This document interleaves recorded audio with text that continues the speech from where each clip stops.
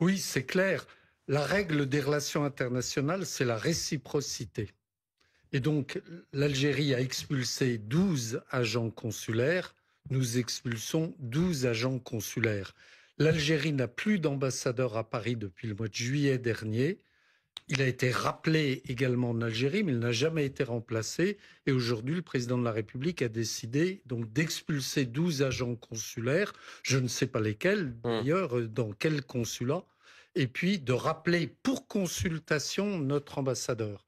Un rappel pour consultation, c'est un rappel, Qu'est-ce que c'est ça un, veut dire exactement, un rappel c'est pour un consultation? rappel pour manifester sa mauvaise humeur. D'accord. Ça peut durer 5 jours, une semaine, un mois. Mais dans l'échelle de, comment dire, dans l'échelle de la mauvaise humeur diplomatique, il y a encore quelque chose au-dessus ou pas? Il y a la rupture des relations Ouais. diplomatiques. Mmh mh. Mais un rappel pour consultation, c'est un signal fort de mauvaise humeur. Mmh. Encore un mot avec vous, Xavier Driancourt, avant de faire circuler la parole. Ce qui étonne d'autant plus, c'est la rapidité avec laquelle la tension est remontée, alors qu'il y a une semaine, il y avait eu ce coup de téléphone entre Abdelmajid Tebboune, le président algérien, et Emmanuel Macron, où l'on semblait expliquer que la détente était engagée, que peut-être Boualem Sansal, l'écrivain franco-algérien détenu en prison, allait être gracié.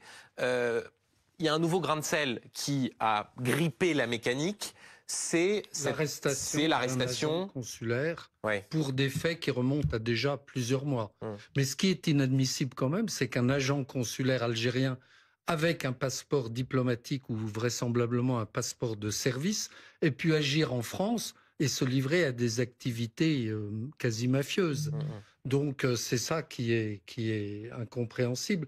Et ce grain de sable, à nouveau, voilà, on est reparti. Et là, c'est véritablement une nouvelle escalade.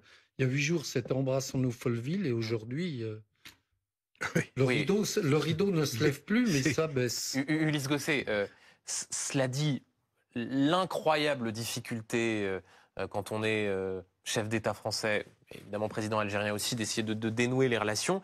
Et cela montre à quoi cela joue. Au fond, on a eu toujours le sentiment qu'Emmanuel Macron misait sur l'équation personnelle qu'il avait avec le président algérien pour tenter de raccommoder les liens entre les deux pays. On ne peut pas dire que ça fonctionne formidablement bien. Absolument pas. On peut même dire ce soir que c'est la consternation à Paris.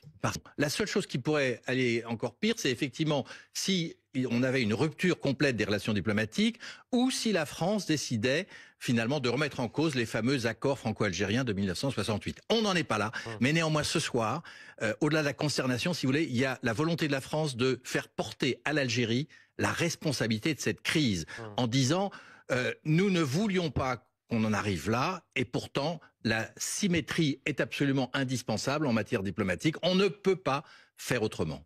Driancourt, est-ce que ce qu'on est en train de vivre et ces relations plus que tempétueuses entre la France et l'Algérie ne signifie pas qu'au fond, c'est impossible d'avoir une relation apaisée? On n'arrête pas de dire le pouvoir algérien utilise à des fins de régulation interne de son régime la détestation de la France, ce que d'aucuns appellent la rente mémorielle. Est-ce qu'au fond, c'est seulement possible d'avoir de bonnes relations entre la France et l'Algérie? Historiquement, depuis 62, il y a eu très peu de périodes, à l'exception peut-être de la période Chirac, jusqu'en 2005. Jacques Chirac s'entendait très bien Avec avec Bouteflika. Bouteflika. Ouais. Il y a eu très peu de périodes où il y a eu une relation normale avec l'Algérie. Donc on s'est toujours vanté d'une relation spéciale, et en réalité, très vite, on retombe dans les travers et la spécificité de cette relation.